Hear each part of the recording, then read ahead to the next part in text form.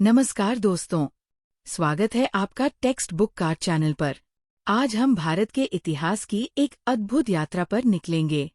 ये वो भूमि है जहां विश्व की सबसे पुरानी सभ्यताओं में से एक ने जन्म लिया, जहां महान सम्राटों ने शासन किया और जहां स्वतंत्रता संग्राम की गूंज पूरी दुनिया में सुनाई दी। तो आइए, इस रोमांचक सफर की शुरुआत करते हैं।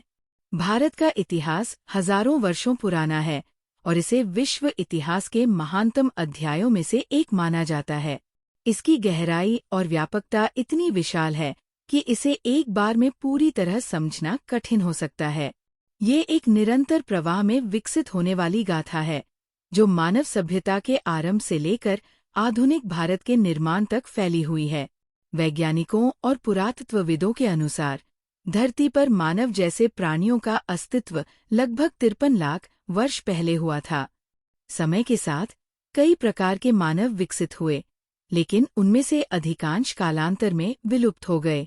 वर्तमान मानव, जिसे हम होमो सेपियंस कहते हैं, विकास की इस लंबी यात्रा का सबसे परिष्कृत रूप है। इस वीडियो में हम भारत के इतिहास की इस महागाथा को विस्तार से समझेंगे, आदिम मानव के उद्भव से लेकर आधुनिक भारत के स्वरूप तक के सफर को। पहला चरण है प्रीहिस्टोरिक पीरियड, यानी पूर्वैतिहासिक काल। इस दौर में मानव ने किसी भी घटना का लिखित विवरण नहीं रखा, इसलिए इसकी जानकारी हमें केवल पुरातत्वीय साक्ष्यों जैसे पाषाण उपकरणों, मिट्टी के बर्तनों, खिलौनों और अन्य अवशेषों से मिलती है। इस काल को स्टोन एज या पाषाण युग कहा जाता है, क्योंकि मानव का जीवन पूरी तरह से पत्थरों पर निर्भर था। वह पत्थरों से शिकार करता, गुफाओं में शरण लेता और पत्थरों को रगड़कर आग उत्पन्न करता। यह दौर मानव सभ्यता की प्रारंभिक अवस्था थी, जिसमें उसने धीरे धीरे अपने अस्तित्व को सुरक्षित रखने और प्रकृति के साथ सामंजस्य बैठाने की कला सीखी। पाषाण युग लगभग 5 लाख से 2 लाख वर्ष पूर्व शुरू हुआ था। इस काल में मनुष्य का जीवन पूरी तरह शिकार और संग्रहण पर निर्भर था।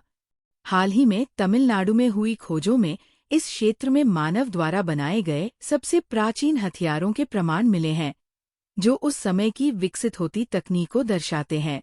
पाषाण युग को 3 प्रमुख चरणों में विभाजित किया जाता है। पुरा पाषाण काल, मानव के प्रारंभिक जीवन का दौर, जिसमें उसने पत्थरों के औजार बनाए और शिकार किया। मध्य पाषाण काल, इस चरण में छोटे एवं उन्नत औजारों का विकास हुआ और प्रारंभिक कृषि की शुरुआत हुई। नवपाषाण काल, ये मानव सभ्यता की दिशा में एक बड़ा कदम था, जिसमें खेती, पशुपालन और स्थायी बस्तियों का विकास हुआ। यह युग मानव इतिहास के आदि काल से लेकर कांस्य युग तक फैला रहा, जिसने सभ्यता की नींव रखी। अब तक भारत में पुरापाषाण कालीन मानव के जीवाश्म अवशेष नहीं मिले हैं, लेकिन उस काल के पत्थर के औजारों के प्रमाण अवश्य मिले हैं। हाल ही में महाराष्ट्र के बोरी नामक स्थान पर हुई खुदाई में प्राप्त अवशेषों से ये अनुमान लगाया जाता है कि भारत में मानव की उपस्थिति लगभग 14 लाख वर्ष पुरानी है। भीमबेटका, मध्य प्रदेश, को भारत में मानव जीवन के सबसे प्राचीनतम चिन्हों में से एक माना जाता है। यह क्षेत्र मध्य पाषाण काल का साक्ष्य प्रस्तुत करता है और इसे महाभारत के वीर भीम से जोड़कर देखा जाता है, जिससे इसका नाम भीमबेटका पड़ा। यहाँ की गुफाओं में शैलचित्र पाए गए हैं, जो उस समय के मानव के जीवन, शिकार, नृत्य और सांस्कृतिक गतिविधियों को दर्शाते हैं। भारत में मानव जीवन के प्राचीनतम प्रमाण लगभग 1 लाख से 80,000 वर्ष पूर्व के माने जाते हैं। इसी दौरान मानव ने स्थायी जीवन की ओर कदम बढ़ाना शुरू किया और भारतीय उपमहाद्वीप में उनका विस्तार हुआ। इसके बाद कांस्य युग आया, जो ताम्र युग और लौह युग के बीच का महत्वपूर्ण चरण था। इस काल में मनुष्य ने तांबे और रांगे की मिश्र धातु से कांस्य का निर्माण किया, जिससे अधिक मजबूत और टिकाऊ औजार, हथियार और बर्तन बनाए गए। कांस्य युग की सबसे खास विशेषता थी नगरों और सभ्यताओं का विकास। इसी काल में सिंधु घाटी सभ्यता जैसी उन्नत सभ्यताएं फली फूली, जहां सुनियोजित नगर, जल निकासी व्यवस्था और लेखन प्रणाली देखने को मिली। ये युग मानव सभ्यता के एक नए दौर की शुरुआत थी। कांस्य युग में मानव ने शहरी सभ्यताओं में बसना शुरू किया और दुनिया भर में महान सभ्यताओं का विकास हुआ। इस काल के लोगों ने धातु विज्ञान और हस्तशिल्प में नई तकनीकें विकसित की और तांबा, पीतल, सीसा और टिन का उत्पादन किया। भारतीय उपमहाद्वीप में कांस्य युग की शुरुआत लगभग 3300 ईसा पूर्व सिंधु घाटी सभ्यता से हुई।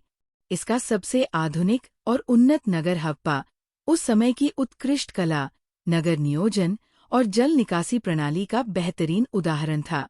ये सभ्यता मेसोपोटामिया और प्राचीन मिस्र की समकालीन थी और प्राचीन विश्व की सबसे प्रसिद्ध एवं विकसित सभ्यताओं में से एक मानी जाती है।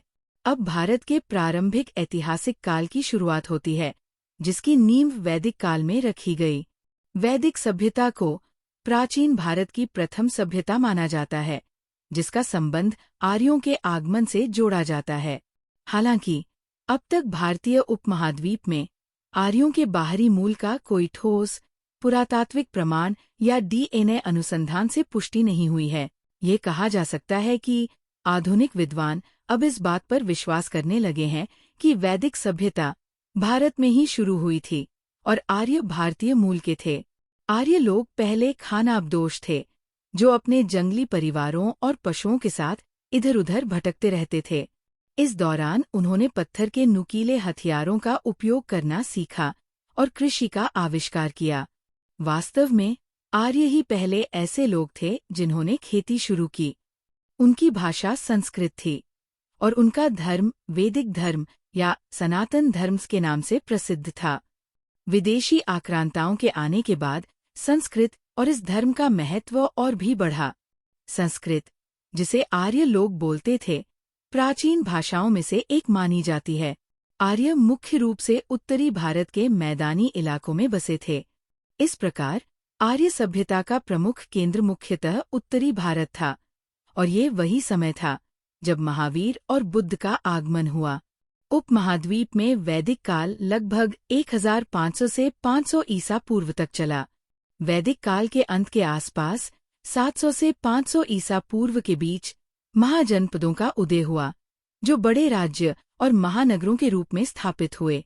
महा शब्द का अर्थ है महान और जनपद का मतलब है किसी जनजाति का आधार, जो इन राज्यों की पहचान और संरचना को दर्शाता है।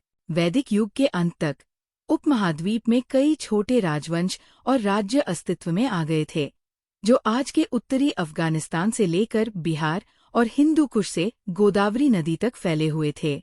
इस समय भारत में एक ही मुद्रा प्रचलित थी, जो इस युग में देश की एकता का स्पष्ट संकेत देती है। 500 ईसा पूर्व तक 16 महाजनपद स्थापित हो चुके थे, जैसे काशी, कोशल, अंग, मगध, वज्जी, यवरजी, मल्ल, छेदी, वत्स, कुरु, पांचाल, मत्स्य, सूरसेन, अश्मक, अवंती, गांधार और कंबोज। हालांकि इनमें सत्ता की चाह में लगातार संघर्ष जारी रहता था। करीब 520 ईसा पूर्व में उपमहाद्वीप में फारसी और यूनानियों का आगमन शुरू हुआ। फारसी साम्राज्य ने पाकिस्तान और अफगानिस्तान क्षेत्र के राजवाड़ों को अपने अधीन कर लिया। इसके बाद 326 ईसा पूर्व में मकदूनिया के राजा सिकंदर ने अफगानिस्तान होते हुए पश्चिमी उत्तर भारत तक अपनी विजय की धारा बढ़ाई। हालांकि सिकंदर के भारत आगमन के बारे में कोई भारतीय स्रोत उपलब्ध नहीं है। उसकी विजय अभियान की जानकारी केवल यूनानी और रोमन स्रोतों में ही मिलती है। सिकंदर का सामना राजा पोरस से हुआ और उनका युद्ध झेलम नदी के तट पर हुआ, जिसे हाइट्सपीच युद्ध कहा जाता है। इसके बाद मौर्य साम्राज्य का उदय हुआ, जिसे 322 ईसा पूर्व से 185 ईसा पूर्व तक चंद्रगुप्त मौर्य ने स्थापित किया। इस साम्राज्य के तहत पूरा उत्तर भारत समाहित था और ये प्राचीन भारत का सबसे व्यापक, शक्तिशाली राज्य था, दोनों भौगोलिक और सैन्य दृष्टिकोण से। सम्राट अशोक इस काल का एक महत्वपूर्ण राजा था, जिसका साम्राज्य अफगानिस्तान से मणिपुर और तक्षशिला से कर्नाटक तक फैला था। हालांकि वह संपूर्ण दक्षिण तक नहीं पहुंच सका। मौर्यों के पतन के बाद शुंग राजवंश ने सत्ता संभाली और इसके बाद 187 ईसा पूर्व से 75 ईसा पूर्व तक इंडो ग्रीक, पार्थियन और कुषाण राजवंशों का उदय हुआ। तीसरी शताब्दी के बाद, जब गुप्त वंश का शासन भारत पर था, भारत का स्वर्णकाल प्रारंभ हुआ। इस समय मध्य एशिया से व्यापार के रास्ते खुल गए, सोने के सिक्कों का चलन बढ़ा और शक युग की शुरुआत हुई। कनिष्क इस वंश का सबसे महान राजा था, जिसने 78 ईस्वी से 101 ईस्वी तक शासन किया। 65 ईसा पूर्व से 250 ईस्वी के दौरान दक्षिण भारत में चोल, चेर और पांड्य राजवंशों का शासन था। इसी काल में अजंता और एलोरा की गुफाओं का निर्माण हुआ, संगम साहित्य का विकास हुआ और भारत में ईसाई धर्म का आगमन हुआ। इसके बाद गुप्त साम्राज्य का उदय हुआ, जिसकी स्थापना 320 ईस्वी में चंद्रगुप्त प्रथम ने की। इस काल को उत्तर भारत में शास्त्रीय युग कहा जाता है। समुद्रगुप्त ने अपने साम्राज्य का विस्तार किया और 500 से 606 ईस्वी के बीच हुनों के आक्रमण के कारण उत्तर भारत में बड़े पैमाने पर उथल-पुथल हुई। मध्य एशिया और ईरान से जनजातियों का पलायन बढ़ गया और परस्पर संघर्षों के कारण उत्तर भारत में कई छोटे राज्यों का उदय हुआ। 606 से 647 ईस्वी तक हर्षवर्धन का शासन रहा। इस काल में प्रसिद्ध चीनी यात्री ह्वेनसांग ने भारत की यात्रा की और यहाँ की समृद्ध संस्कृति और शासन व्यवस्था का वर्णन किया। हुनों के हमलों के कारण हर्षवर्धन का साम्राज्य टूटकर छोटे-छोटे राज्यों में बंट गया। इसी दौरान दक्षिण भारत की शक्ति बढ़ने लगी। 500 से 750 ईस्वी के बीच दक्षिण भारत में चालुक्य, पल्लव और पांड्य साम्राज्यों का उत्कर्ष हुआ और इसी समय पारसी समुदाय का भारत में आगमन भी हुआ।